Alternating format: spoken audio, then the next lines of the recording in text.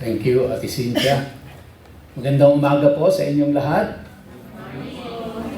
Nagmukha ho kayong bata dyan sa suot niyong mga t-shirt na kulay pink. Bumata kayo ng 2 paligo. So, tayo po ay saglit na manalangin. Aming Ama, buong puso't pagpapakumbaba na kami pong lahat na magkakapatid ay dumudulog sa iyo sa mga oras na ito upang muli naming hilingin na kami po ay gabayan mo sa pag-aaral namin ng iyong mga salita. Bigyan mo po kami ng kaliwanagan at karunungan. Tulungan mo po ako, ang iyong lingkod na tagapaghatid at tagapagpaliwanag. Ganon din po ang aking mga kapatiran na tagapakinig sa umagang ito. Maraming pong salamat sa iyo, O Diyos. Sa iyo po ang papuri, ang pagsamba at pagdakila sa pangalan ni Yeshua. Amen. Tayo po ay magpapatuloy sa pag-aaral natin ng aklat ng Leviticus at tayo po ngayon ay nasa chapter 13 na. Kung nung nakaraang Sunday, ako po ay naging OB-GYN dahil ang tinalakay natin ay may kinalaman sa panganganak. Ngayon naman po ay magiging dermatologist ako. Dahil ang tatalakayin natin ay meron namang kinalaman sa sakit sa balat. Ito palang mga bagay na ito ay nasa Biblia na hindi natin masyadong bibigyan ng pansin. At may napakaganda palang mensahe ito para sa bawat isa sa atin. Umaasa po ako na ang mga kababaihan ay na-encourage last Sunday at kung papaano kayo tinitingnang special ng ating Panginoon. Well, lahat naman ho tayo ay for that matter special sa Kanya. Kaya lang meron hong natatanging pagtingin ang Diyos, no, sa mga kababaihan. So sa umaga pong ito ay magre-review lang tayo ng konti nung ating natalakay nung nakaraan, pero ito po ang ating tatalakayin ngayon. Leviticus chapter 13. No? At dito po sa Leviticus chapter 13 ay meron tayong mababasa na unclean.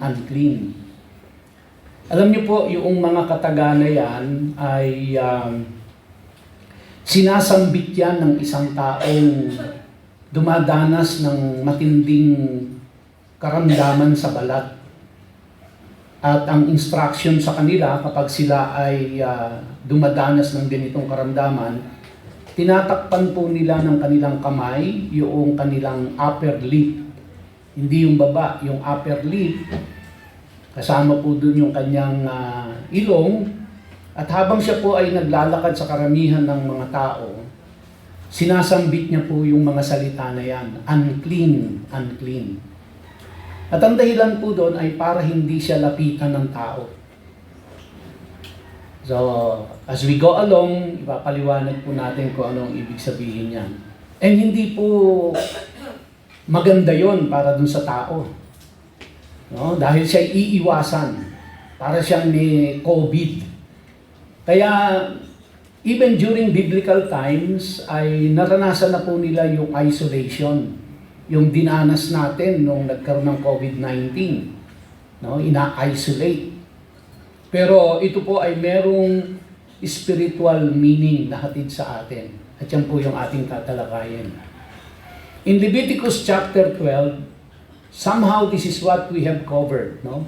From impure to holy. Nakita ho natin yung proseso ng isang babaeng nanganak at ano ang kanyang pinagdadaanan at bago siya muling makarating doon sa estado na siya ay holy. So from unclean to clean to holy, and that is the only time na siya po ay pupwede nang pumunta sa templo at siya ay sumamba sa ating Panginoon. That's the only time na siya ay pupwede nang humipo ng mga banal na bagay. No? Kaya Dito po ay naunawaan natin kung ano yung ritual purity and then the redemptive part of it sa Leviticus chapter 12. If I will put this on table format, ito po yung makikita natin. Sa unang column po, makikita natin kung nasaang stage yung isang tao. And then sa second column, ay makikita natin dito kung ano ang kalagayan nila during the ancient time in the book of Leviticus. And in the third column ay makikita ho natin dito kung ano na yung pangkasalukuyang kalagayan natin sa harapan ng ating Panginoon. So mula po sa pagiging unclean, kasi yung mga babae po, pagka nanganak sila po ay kinoconsidered na unclean dahil dun sa discharge ng blood. Hindi po dahil dun sa naging anak nila. Hindi po dahil sila ay nagkasala. Kundi dahil meron pong flow of blood, nagkaroon ng discharge ng blood, kaya they are considered unclean. Now, sa ating pong mga modern believers, ay hindi na po applicable sa mga kababaihan yung pag nanganak, sila ay kinoconsidered na unclean.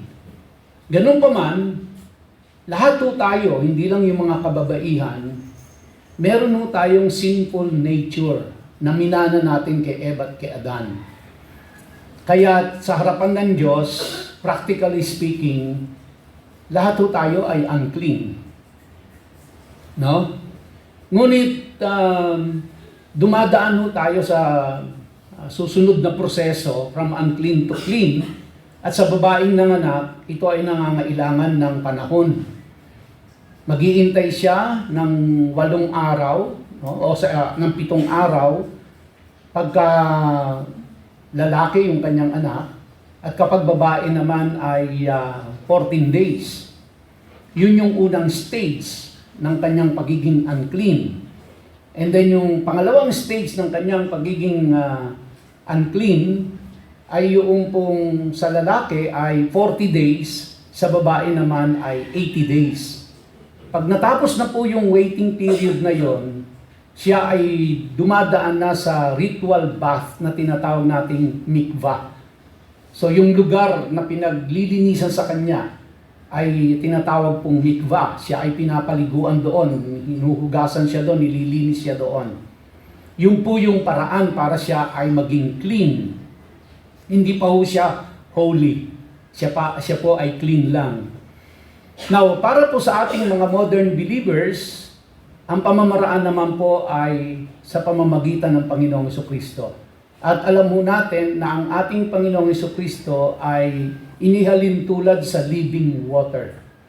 Kaya yung ating pong pananampalataya sa Kanya ay nangangahulugan ito ng paglilinis, paghuhugas sa atin. Okay? And then, pangatlong stage po ay yung pagiging holy na. Dito po sa ancient Israel ay pumapasok naman yung kanilang mga ritual sacrifices, katulad po ng ola, which is the burnt offering, and then the hataat, which is the purification offering, and then coupled with ola is the minka.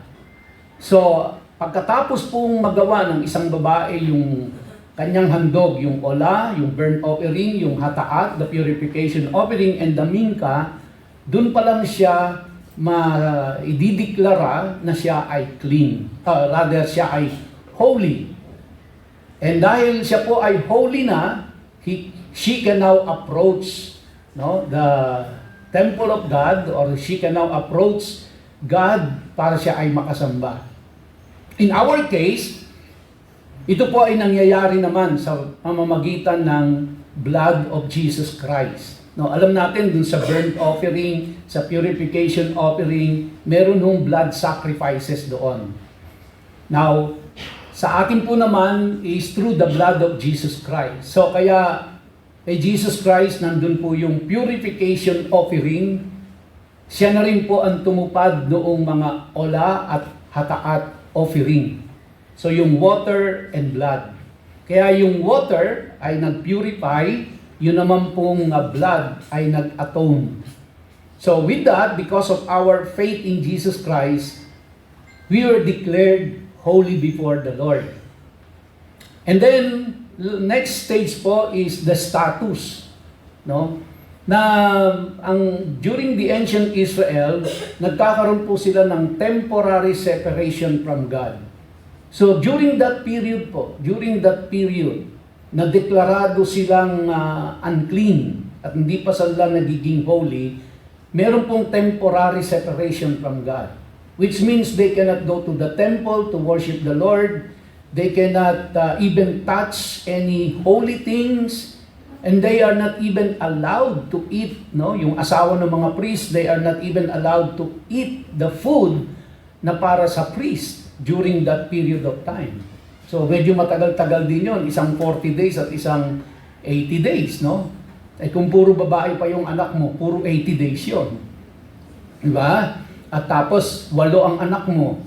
So kaya medyo matagal-tagal yung mga panahon pag susumahin mo na you are not allowed access to go to the temple and worship the Lord. Pero sa new believers po, because of Jesus Christ, kasi si Jesus Christ na po ang tumupad noong nag-fulfill ng requirement ng mikvah at saka yung pong mga Ola and Hataat and Minka, we have eternal access to God's presence. How wonderful is that? Di ba? We have an eternal access. Hindi na ho kayo magkakaroon ng temporary separation from God. And then the defilement risk is, para po sa kanila noon, it is easy to become unclean. So they, by all means, they have to avoid it. Pero yun nga, kung ang cause ng uncleanness is due to childbirth, eh wala ho magagawa. Talagang yun yung proseso. But as much as possible, people in the ancient times will always make sure na hindi sila magiging unclean sa harapan ng Panginoon. Because they will be deprived or forbidden to worship the Lord. No? And tapos pag nangyari yon, mahaba yung proseso bago ka makabalik at makasamba sa Panginoon. But nowadays, for the new believers, they cannot be defiled ritually.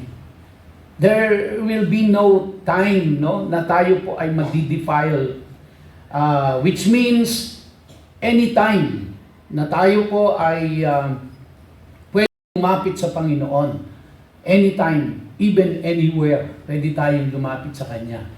So, kaya siguro po kung may makakausap tayo ng mga taong nabuhay nung panahon na yon, sasabihin po sa atin, sobrang palad ninyo. Sobrang palad ninyo. Dahil kung nabuhay kayo sa panahon namin, di ba? Gaano kahirap yan bago ka makasamba sa Panginoon. Though hindi ka naman nagkasala, nanganak ka lang. At wala namang kasalanan sa panganganak. Kaya lang nagkaroon ng discharge of blood. Kaya ka na-declare na unclean. And then you have to go through that process po bago ka makabalik sa pagsamba sa Panginoon. And mind you, nung time po nila, ang pagsamba sa Diyos ay buhay nila. That is the very center of their life, yung kanilang pagsamba sa Panginoon. Kaya para mo na rin silang inalisan ng buhay. No? And they have to deal with it. Kailangang bunuin nila yon bago sila makabalik sa pagsamba sa Panginoon. So, ano po ang makikita nating theological bridge dito sa ating Panginoon?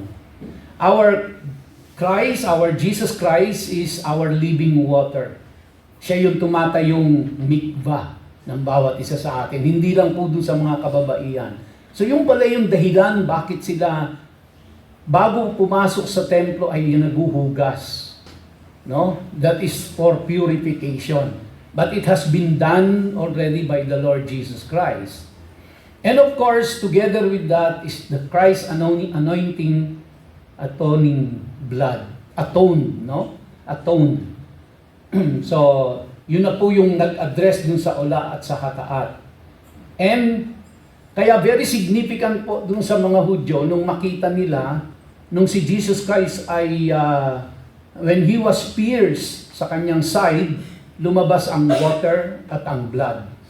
So kaya para sa kanila po napaka-significant nun because alam nila that water purifies and the blood atone for their sins. No? Lahat yun ay nasa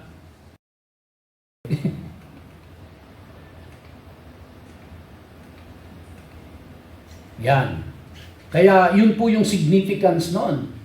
So ngayon, more or less, mas naiintindihan natin ang connection nito, yung anong significance rather noong merong tubig at dugong lumabas sa tagiliran ni Jesus nang siya ay tinarakan ng sibat. No? Yung po yun. And then, believers in Christ is now always clean and always holy. It doesn't mean na hindi na tayo nagkakasala. It doesn't mean na hindi tayo nagkakamali. But as far as God is concerned, our status in Him, we are clean, we are holy. And that is not because of our own initiative. That is because of Jesus Christ. Kaya sabi ko nga po sa inyo from the beginning of our study in Leviticus, na as we go along, mamahalin nyo talaga ang Panginoong Jesucristo. Sasambahin nyo talaga siya at paglilingkuran nyo talaga siya. Kasi unti-unti nating na re-realize, naiintindihan kung ano talaga yung ginawa ng Panginoong Jesucristo para sa atin. And of course, yun po ay lahat initiative ng God the Father yun. Sa mga taong katulad natin na kung tutuusin ay hindi po worthy para ipagkaloob sa atin yun. No? Kaya talagang ang pwede lang natin gawin ay magpakumbaba ng gusto sa harapan ng Diyos at talagang paglingkuran siya hanggang sa ating huling hininga. So, in Christ we are perpetually clean and holy. In Christ. No? And of course, again, ulitin ko po, water is for purity and blood is for the atonement. Ito rin yung significance bakit po tayo nagkakaroon ng water baptism. No? Yan din po yung isang sa mga dahilan yan. So, Levitical rituals teach spiritual principles for our understanding. Para masigit nating maunawaan po ang ating pangkasalukuyang kalagayan base dun sa kanilang mga nakaraan.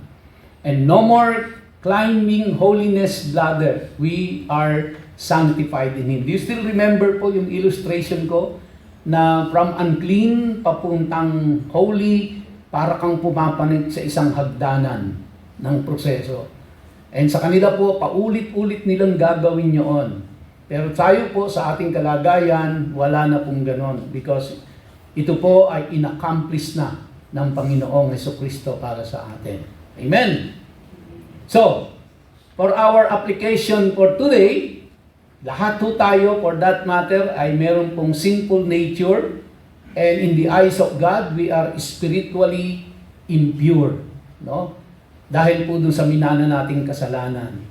Pero dahil nga po sa ating Panginoong Jesucristo, we were redeemed, and we were cleansed by the Lord Jesus Christ. And we are being called to live a life of holiness. Obedience to the Word of God. So, kaya yan po ang panawagan ng Diyos sa atin. Na tayo ay tumanggap sa Panginoong Jesucristo at inaasahan ng Diyos na tayo po ay lalakad sa kalinisan at kabanalan. Okay? And believers don't fear separation. They walk in grace. Ang ganda ho nun, di ba? Dahil hindi ka na nag-aalala na magkakaroon kang temporary separation from the Lord. Sila noon, laging ano nila yan, no? Stress yan sa kanila, burden sa kanila yan. Kasi they have to maintain yung kanila pong malinis na kondisyon sa harapan ng Panginoon. Okay? So, that's for our short review ng chapter 12. Now, let's move forward to Leviticus chapter 13. Kung yung Leviticus chapter 12 ay 8 verses lamang, ito naman ay 59 verses. Haba, no? Now, yung word na nakikita nyo dyan, saraat, is a Hebrew word for skin disease. Sakit sa balat. Commonly, ang pagkaintindi natin ay leprosy, ketong. Pero, in reality, hindi po siya ketong, hindi siya leprosy. No? Ang tawag sa kanya sa Hebrew ay saraat. At saraat means skin disease, not necessarily ketong or leprosy. Okay? Sinensationalize lang nung mga nagsulat sa Biblia na yung word na saraat, na skin disease, ay ininterpret nila na ketong or leprosy. Pero marami na daw po na nagsuring mga experts, na mga doctors, kung ano yung description sa Bible.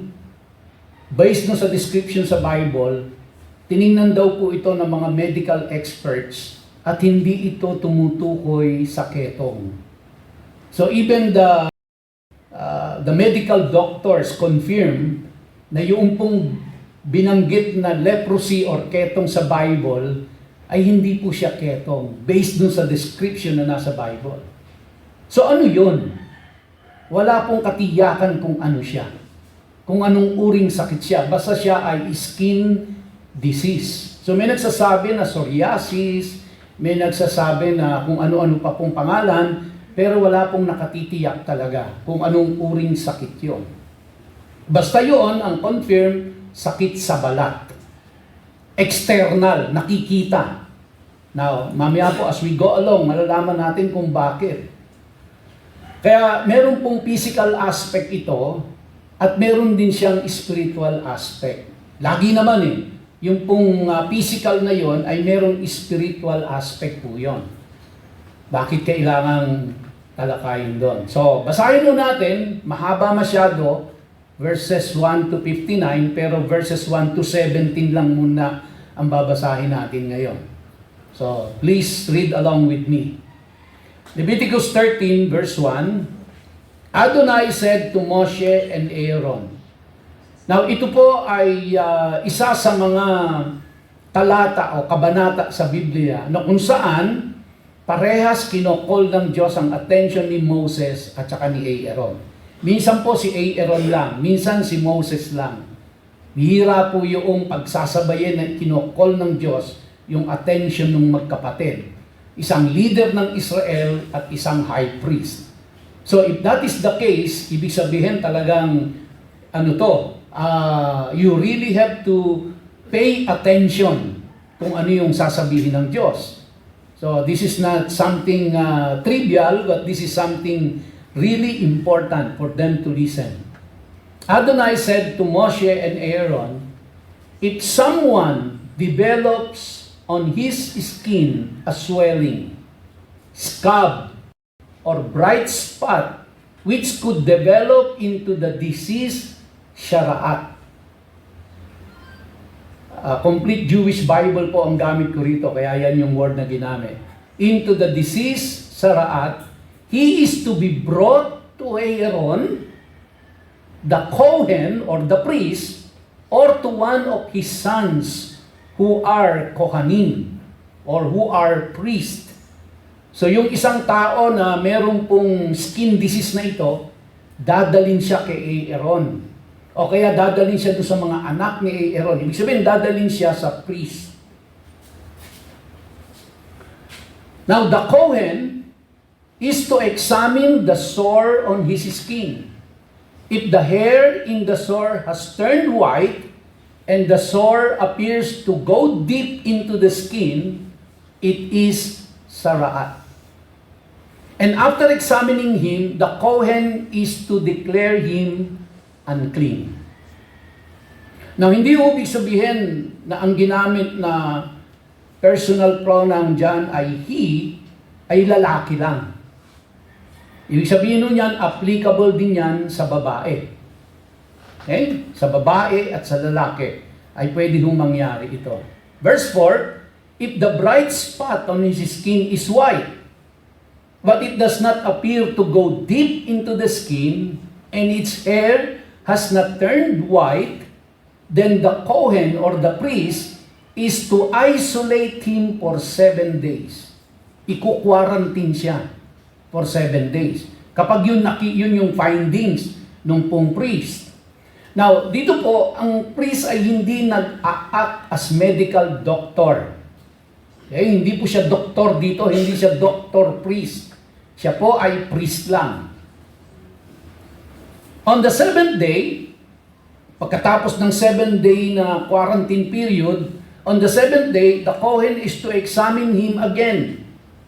And if the sore appears the same as before, and has not spread on the skin, then the Kohen is to isolate him for 7 more days. So 14 days quarantine. Now, kung ikukumpara natin doon sa nanganak, siya po ay isolated din ng 8 days, ng 7 days. Tapos madadagdagan nyo ng another 33 days. Kung lalaki. Kung babae, total of 80 days. No? Let's continue. So may quarantine period din. On the 7th day, the Kohen is to examine him again. So ibig sabihin, nakalipas na yung 14 days niya. And if the sore has faded and hasn't spread on the skin, then the Kohen is to declare him clean. Okay? It is only a scab, so he is to wash his clothes and be clean. So the process, from unclean to clean to holy. But if the scab spreads further on the skin after he has been examined by the Kohen and declared clean, he is to let himself be examined yet again by the Kohen. Ibig sabihin, nagkaroon ng parang nag-recur. Babalik ulit siya, examinin ulit siya. At kapag ito ay nakita na bumalik, nag-recur, the Kohen will examine him, and if he sees that the scab has spread on his skin, then the Kohen will declare him unclean. And the moment he is declared unclean, then it is now considered as saraat. Pag sinabi ng saraat, meron na ibang treatment na gagawin. If a person has saraat, he is to be brought to the Kohen. The Kohen is to examine him. And if he sees that there is a white swelling in the skin which has turned the hair white and inflamed flesh in the swelling, then it is chronic saraat on his skin. And the Kohen is to declare him unclean. He is not to isolate him because it is already clear that he is unclean. Hindi na po i-isolate daw. Anong gagawin? If the saraat breaks out all over the skin, lumala na talaga ng gusto, so that as far as the Kohen can see, the person with saraat has sores everywhere on his body, from his head to his feet. Then the Kohen is to examine him, and if he sees that the saraat has covered his entire body, he is to pronounce the person with the sores clean. It has all turned white, and he is clean. But if one day inflamed flesh appears on him, he will be unclean. The Kohen will examine the inflamed flesh and declare him unclean. The inflamed flesh is unclean. It is saraat. However, if the inflamed flesh again turns white, he is to come to the Kohen. The Kohen will examine him, and if he sees that the sores have turned white, then the Kohen is to declare clean the person with the sores. He is clean. So hanggang dito lang muna tayo babasahin. But the thing is, kapag po lumala yung kanyang karamdaman sa kanyang balat, hindi na po siya i-isolate doon sa, kasi pag sinabi pong isolate, ilalagay sila doon sa quarantine area na malapit doon sa gate ng syudad. Meron silang quarantine area doon. doon siya ilalagay at doon siya ino-observe. Isolated siya. Pag lumala yun, ang pinakamalala po nito is ilalabas na siya outside the camp. Hindi na siya pwedeng pumasok dun sa loob ng syudad. Kumbaga, hindi ka na pwedeng pumasok sa loob ng subdivision. Doon ka sa labas. Doon ka sa kalye. Doon ka sa lugar ng mga basurahan. Doon ka na. Isolated ka na.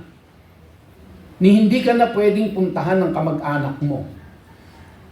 Nakaka-relate tayo dyan dahil nagka-COVID tayo eh. At alam natin kung gaano kahirap yon. Di ba? Alam natin kung gaano kahirap yung hindi ka mapapuntahan ng kamag-anak, hindi ka madadalaw, hindi ka man lang madadala ng pagkain, dahil declared unclean ka na, at pagka nasa labas ka na ng camp, mapapansin nyo rito, mga kapatid, walang binanggit kung paano siya pagagalingin. Walang solusyon. Wala akong solusyon. Dahil ang tanging solusyon lang yan ay walang iba kundi ang Diyos. Ang Diyos lang ang solusyon. Okay? So, yung Leviticus chapter 13 ay pwede ho nating hatiin ito into 9 sections. Ang unang section is diagnosis of skin eruptions, which is nabasa natin. Ang pangalawa po is diagnosis of raw, inflamed flesh. Pangatlo po is diagnosis of boils. Lumalala. Diagnosis of burns. Ang pang-apat. Ang panglima po is diagnosis of scales in the skull or in the bird. Pang-anim, diagnosis of fresh or white skin. Pang-pito, diagnosis of skin complications associated with baldness. Pang-walo, the prescription for treating leprosy. But again, titingnan nun natin, hindi talaga siya, walang solusyon talaga doon sa kanyang karamdaman. Kaya di ba sabi nila, kaya yung mga may ketong, dinadala po sa leper colony, na dati noon sa Palawan, dinadala yung dito sa atin. At tapos, I think sa Quezon City, meron din yata dyan, yung sa Tala. At kasi wala na siyang kagalingan. Mamamatay na lang siya ng ganoon. No? Kaya sabi nila, leprosy daw yun. Pero, again, hindi po leprosy itong nasa Bible na ito. It is something else. And lastly, diagnosis and prescriptions for mold fungi found in clothing. So, hindi lang po yung tao, pati yung kanyang kasuotan. Yung kanyang ginamit na mga nasuot. Kaya di ba yung COVID-19, tatandaan natin, basta ginamit na ng isang pasyente, dinidispose na nila eh. Kaya pagka na-COVID ka, mahal eh. Lahat ng gagamitin sa iyo for disposal eh. Hindi na pwedeng gamitin ng iba eh. So, kaya makikita natin, even in the ancient times, nangyari na yan. Meron na silang mga ganyan. No? Kaya lang ito, meron pong spiritual implications. So, the intent of Leviticus chapter 13 was not to correctly diagnose specific dermatological conditions, but rather to guide the priest in distinguishing infectious from non-infectious diseases of the skin. Again, sabi ko nga, yung priest ay hindi doctor, hindi siya dermatologist. Siya po ay priest. No? Iga-guide lang siya. Pangalawa po, as we begin our study, let us establish from the outset that the main issue underlying this instruction is the connection between wholeness and holiness. And one principle that is clear from the cleanliness code of Leviticus is the teaching that wholeness symbolizes holiness. And distortions represent impurity, uncleanness, sin, and a curse.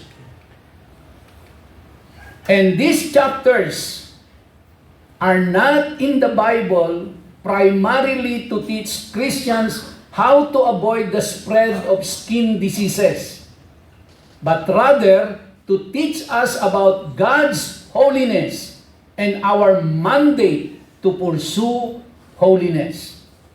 So kaya hindi po ako nandito para magturo ng tungkol sa sakit sa balat at kung paano gagamutin. No?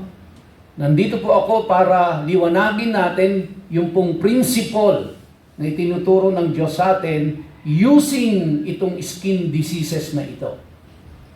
And it's about God's holiness at kung ano yung mandate natin sa Diyos to pursue holiness. That's the main objective po nito.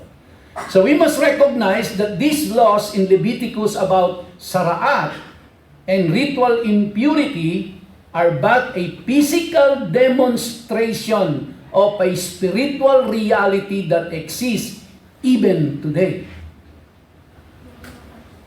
So yung pong nasa loob natin na nagmamanifest sa labas. The unclean are seen by God as unfit to have a relationship with Him or with the community of Jehovah. Kaya kailangan dumaan sila dun sa process na sila ay unclean at kailangan silang i-clean at tapos para dumaan sila sa proseso para maging holy sila. Again, the beauty para sa ating pong lahat ng yon ay inaccomplish na ng Panginoong Hesus para sa atin. Okay? So, tama na po tayo sa introduction. Yan. Unang-una po, lagi nating tatandaan na itong Book of Leviticus reveals foundational truths of God's holiness. So, the main focus, bakit natin inaaral itong Leviticus na ito, ang pinaka-main focus niyan is God's holiness. Kaya sabi niya, be ye holy, for I am holy. Kaya ang focus ng Leviticus ay God's holiness and our mandate to pursue holiness. Okay? Kaya kung tinatalakay po natin itong saraat or in English is skin diseases, dahil may kinalaman po ito sa spiritual impurity natin. At even yung mga tao ng mga unang panahon. Ang role ng priest dito is to discern clean versus unclean. Now, imagine niyo po ito. Di ba? Put yourself in the shoes of the priest. Ang trabaho mo ay para tingnan yung balat ng taong dinala sa'yo at i-determine kung siya ay saraat o hindi. Iko-quarantine ng 7 days, babalik ulit sa iyan. I-examinin mo na naman siya. Pagkatapos ng 14 days, babalik ulit yan, i-examinin mo ulit. Kapag ka na-examine mo na saraat talaga yan, i-declare mong unclean, then pagkatapos niyan, hindi lang siya i-isolate, kundi siya po ay itatapon na outside the camp, outside the city. Totally isolated, not only from the family, not only from the community, but totally isolated from the Lord. At ang nagdi-declare noon yung priest. Now, paano yung priest? Kapag yung priest ay nagkaroon din siya noon ng skin disease na yon, then siya rin ay dadanas nung walang special treatment. I-isolate din siya, i-observe din siya, at kapag humantong sa malalang sitwasyon, tapon din siya outside the camp. Totally isolated from his family, his friends, his community, and his God. At hintayin na lang na mamatay siya doon. Wow! So, let's talk about this skin disease na ito, saraat. It covers various skin condition and it is not leprosy. Ulitin ko po yan hindi po leprosy yan. Iba't ibang uri ng skin disease yan na nararanasan nila, mga kapatid. So ang priest ay nandoon lang to diagnose. Hindi siya medical healers para i-diagnose lang. And of course, ito ay spiritual reflection. It is an external condition as mirrored of inward impurity. Kaya sa kanila po, nung panahon nila, kapag ikaw may skin disease, yaan ay manifestation na meron kang inward na problem. Meron kang sin ginawa. Which is, ito po ang ginaang ano ng Diyos noon. Na meron pong, na ang Diyos lang ang nakakaalam nung kasalanan ginawa mo, at kapag kayo ay ginawa mo, magmamanifest yan sa balat mo. Palalabasin ng Diyos yan. Para makita na ikaw ay merong kasalanang ginawa.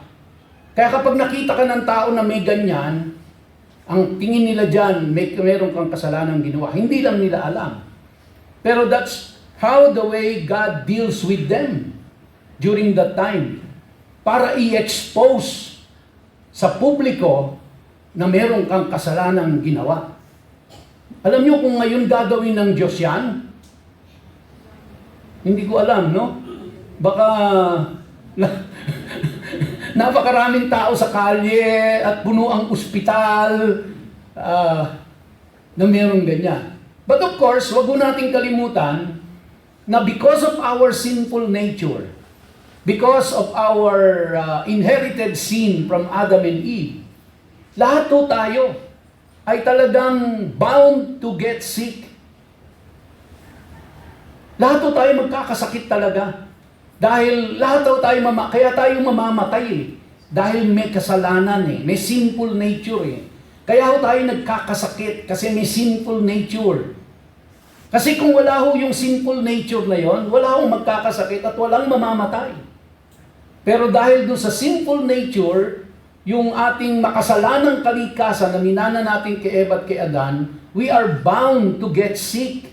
Magkakasakit at magkakasakit tayo. Tatanda at tatanda tayo. Mamamatay at mamamatay tayo. Dahil po dun sa kasalanan. Now, during their time, kapag ang isang tao po ay may ginawang kasalanan, ngayon, hindi mo nila ma-identify eh. Hindi mo nila ma-identify kung ano yung kasalanan. But siguro po dahil sa kanilang mga karanasan na, sa mga dami ng tao na nagkaganoon, more or less, may idea na sila, idea lang, kung ano yung kasalanang ginagawa ng tao na nagre-resulta sa pagkakaroon nila ng skin disease. And you will be surprised kung ano po yung kasalanan na ginagawa nila. Naglista sila ng 7 kasalanan na maaaring yun ang dahilan, yun ang kasalanang nagawa nila, alinman dun sa 7 na yon, para lumabas yung skin disease na yun sa'yo. Alam niyo po kung ano yung una? Ano sa palagay niyo? Hulaan niyo. Nasa tingin ko, kapag ka in-apply ng Diyos sa atin ngayon at kung totoo yung analysis nila, lahat tayo may sakit sa balat. Alam niyo kung ano? Sa una sa mga listahan nila, chismis.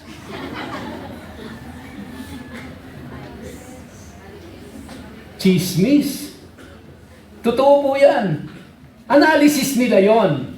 Pero hindi galing sa Biblia, hindi galing sa Diyos yon. Kaya siguro po, dahil dun po sa dami na ng experience nila, at na-analyze nila yung mga tao na nagkakaroon ng ganung sakit, at nalalaman din nila later on kung ano ang naging kasalanan, kaya inassume nila, naglista sila ng 7 common sins na nagagawa nila, kaya sila nagkakaroon ng ng skin diseases. Kaya sabi ko nga sa inyo, di ba? Lahat po tayo, mga lalaki, huwag kayong magmalinis. Chismoso rin tayo paminsan-minsan. Di ba? So, kaya titingin ko po, sa tingin ko, kung totoo yun, lahat tayo meron pong leprosy, kung leprosy man yun. O meron tayong skin disease. So, ano mga symptoms and diagnosis nila? Ito yung mga signs, nagkakaroon ng rashes. Tignan nyo kung may rashes kayo. Merong swellings, meron pong white patches, yan po. And then, the priest will diagnose not the individual affected. Gaano kahirap po ito?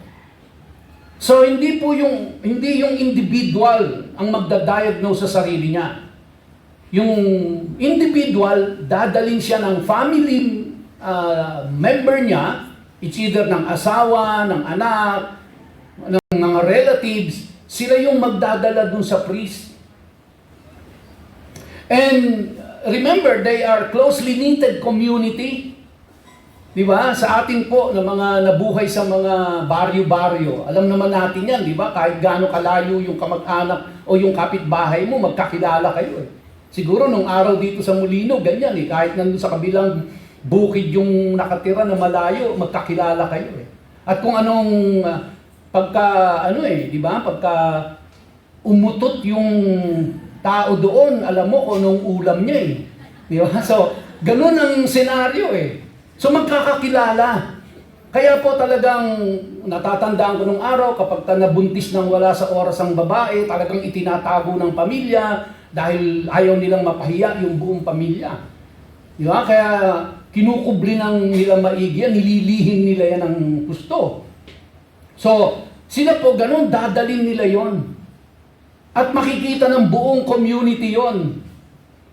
At hindi po madali yon kasi the moment na dineclare ng priest na dapat i-isolate ka, 7 days na hindi makikita yung nanay, o kaya yung tatay, o kaya yung anak, o kaya yung magulang. And then isolated na siya. Tapos ibabalik ulit yun, after another, pag in-examine, another 7 days isolation. 14 days na.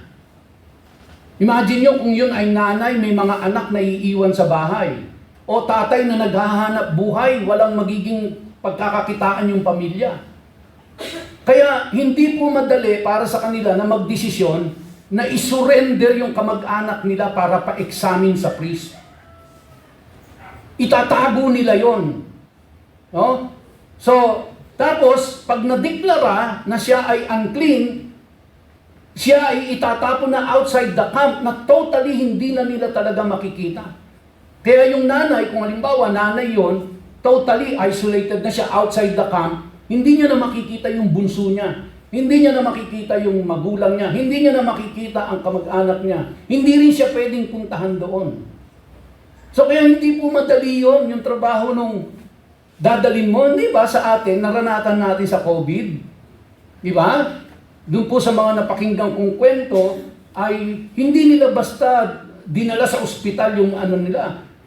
Kaya nung mga naranasan natin sa COVID, di ba, kapag ka medyo inubo yung ano mo, inubo lang yung kasama mo sa bahay, yung sama na ng tingin mo eh. Di ba? Sama na ng tingin mo, umubo lang yon. Pero pag umutot, okay lang sa'yo. Di ba?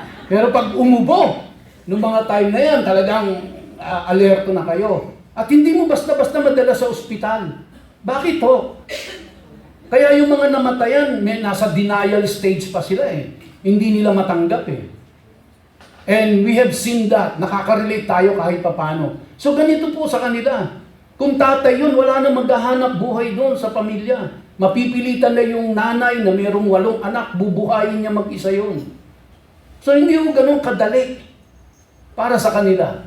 Para doon sa tao mismo na dinala doon at saka doon sa mga nagdala na kamag-anak, sa mga kaibigan, and tampulan pa kayo ng chismis.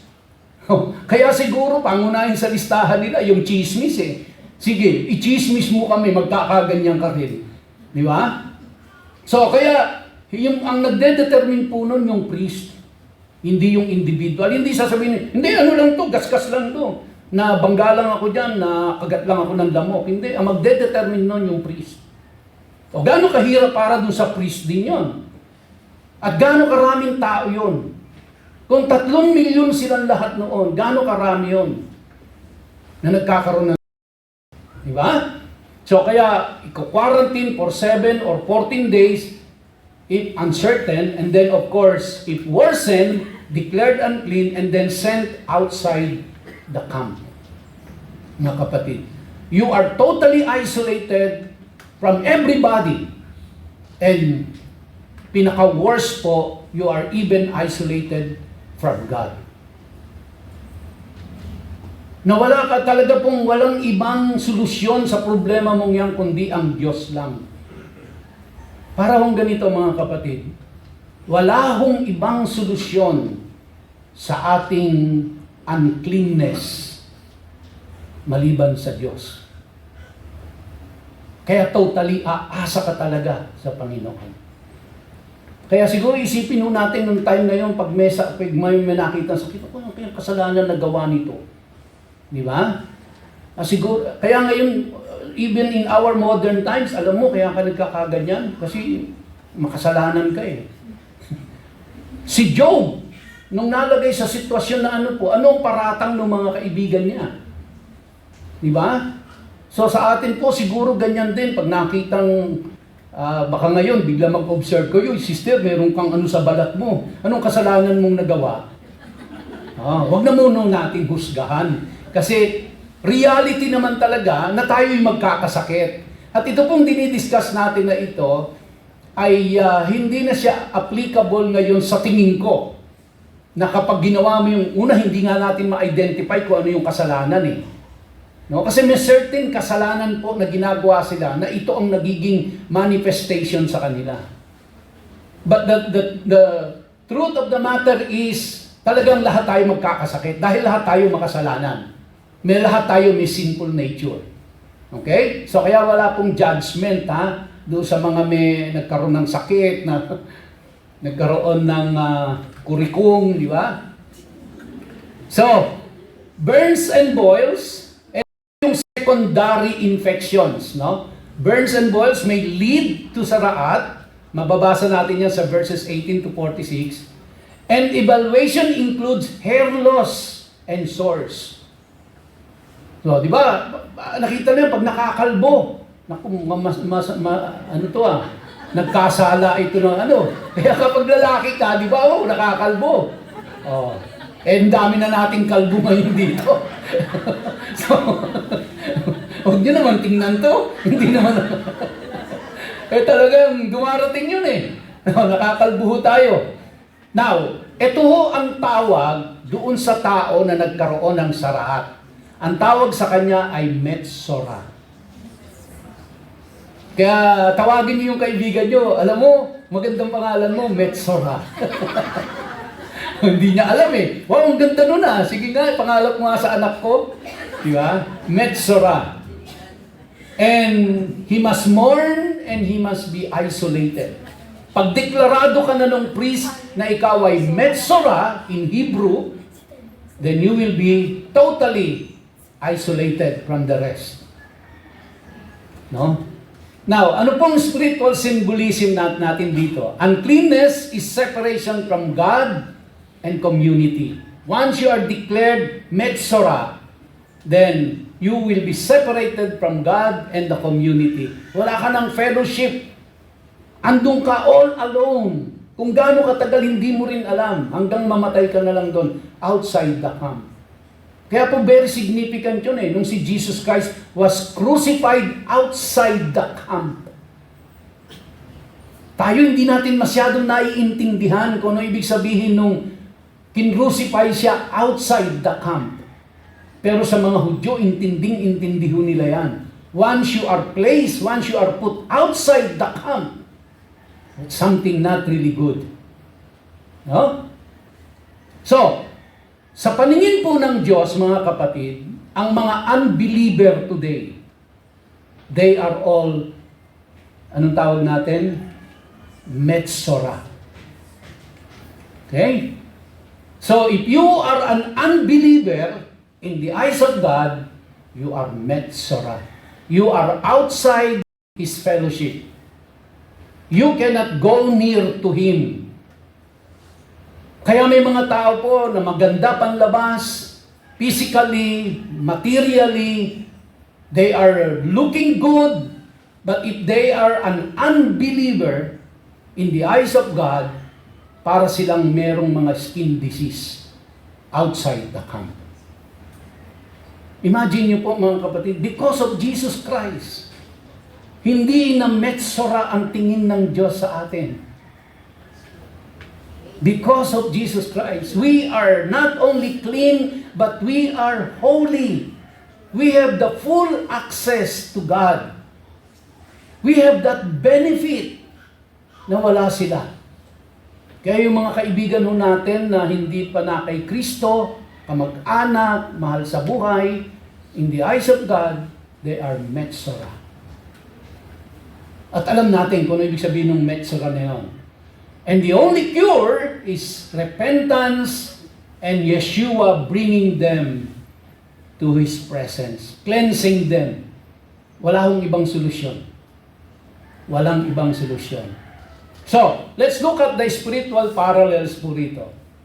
So, for the unbeliever, they are spiritually unclean. Therefore, they are Metzora. Now, Yeshua restores the unclean to fellowship. You will really fall in love with Jesus Christ. Now, maaaring hindi tayo dumadanas nun, physically ngayon, pero spiritually. Yan po yung kanilang kalagayan. Kaya si Jesus Christ lang talaga. Kaya mga kapatid, salamat sa Diyos.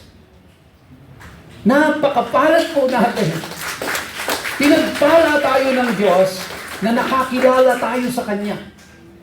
Gumawa ng way ang Diyos para tayo'y makakilala sa Kanya. Gumawa ang way ang Diyos para maintindihan natin ito. At hindi na tayo ignorante dyan. No po? And separation represents eternal consequences without Christ. Kaya sila po na dinala doon outside the camp, mamamatay na lang ho sila doon. Malungkot, mahirap, hiwalay sa mahal sa buhay. Oh. Natatandaan ko po na nagba-Bible study ako sa kulungan pa noon, sa Camp Bagong Diwa. Ang pinakamabigat na dinadanas daw po ng isang bilanggo ay yung walang dumadalaw sa kanila. Pag wala nang dumadalaw sa kanila, sobrang hirap daw po nun. Hindi mahirap yung makulong. Ang mahirap yung walang dumadalaw sa iyo na mahal mo sa buhay. Napakahirap po daw nun. Di sila makatulog doon, di sila makakain, nagkakasakit sila. Much more ito. Outside the camp, hindi ka pwede kahit dumikit doon sa gate noong community. Walang pwedeng kaibigan pumunta sa iyo doon. Walang kamag-anak na pwede kang puntahan doon. Gaano kahirap po yun doon sa mga kamag-anak, sa mga mahal sa buhay. Kaya kung lalagay ho natin spiritually, gaano kahirap sa isang tao ang malayo sa Diyos. Kaya tayo po walang pwedeng ipagreklamo eh. Kasi hindi tayo malayo sa Diyos, maaaring kinakapos tayo financially, maaaring nagkakasakit tayo, nagkakaroon tayo ng problema sa opisina, sa eskwela, pero hindi ho tayo malayo sa Diyos. And because of Jesus Christ, we can always come to Him anytime, anywhere, whatever the case may be. At hindi tayo tinitingnan ng Diyos na isang Metzora. Amen. Now, even the fabrics and leather can also become unclean. Matatapos na po ako. Yung kasuotan nila, kasama po yun. Isang inanimate object na ini-inspection din. Kailangan tingnan nila yon kung meron pong infection. Kung may green or red spot, and then i-isolate nila yon. And then lalaban nila yon. Kapag ka po nanatili yung dumi doon, hindi nagbabago, then susunugin na yung damit na ginamit ng tao na yon. Pero kung nagamot po at okay naman, then yun lang pong affected ng mga sugat ang tatanggalin. At tapos tatapalan ng panibago. Now siguro sa atin yun, hindi mahirap gawin yon kasi pwede mo nang itapon yung buong damit dahil daming ukay-ukay eh. Di ba? Daming ukay-ukay eh. Pero yung bumili dyan kasi baka mamaya may nasuot na Metzora yun. Marami, madali tayo magpalit ng damit. Sa kanila po kasi hindi. Bakit? Kasi ang damit nila nanggagaling sa balat ng hayop at saka sa halaman. Bago nila ma-process yung para maging damit nila yon, napakatagal. Kaya hindi po ganun kadali na yung damit nila, sunugin mo na lang yan. No? Kaya mahirap din ho para sa kanila yun. Ang hirap ng buhay nila, mga kapatid, kumpara sa atin. So final spiritual lesson, God's people must discern clean from unclean, and holiness is equivalent to wholeness. Kaya yung pong meron kang sakit sa balat, no? It's considered hindi ka whole. Kaya ganun po yung treatment nila, mga kapatid. Ito po yung tawag doon sa chismis. Lasyon hara. No? Lasyon hara. Parang lason. Hara, di ba? Lason talaga ang chismis eh. So, according to, sabi nila, James chapter 3 verses 5 and 6, ito daw po yung main sin behind sa lahat. And, again, to conclude our discussion, only Yeshua makes the unclean clean again and holy. You are blessed. Sige, sister, palakpakan mo ang Panginoon. Napakaganda ng ginawa ng Diyos sa atin. Hindi ba? Napakaganda talaga ng ginawa ng Diyos sa atin. Kaya, ano pa ang pipigil sa atin para siya ay sambahin at paglingkuran? No? At ginawa niya ito sa isang katulad natin na hindi karapat dapat gawan ng ganyang kabutihan.